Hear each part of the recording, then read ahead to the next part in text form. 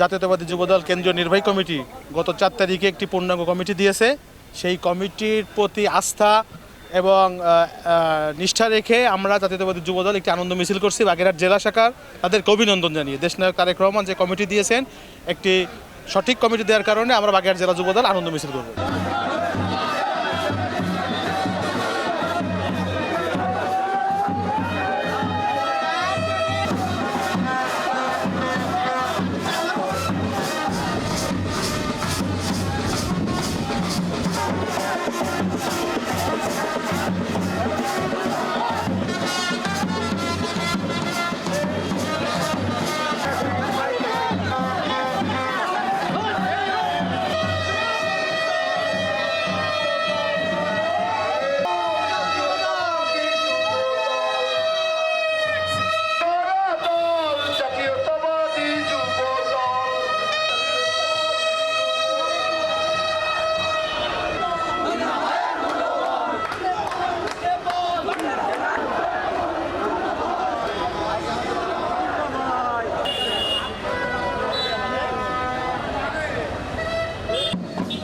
পুরো ব্যানার আটকা।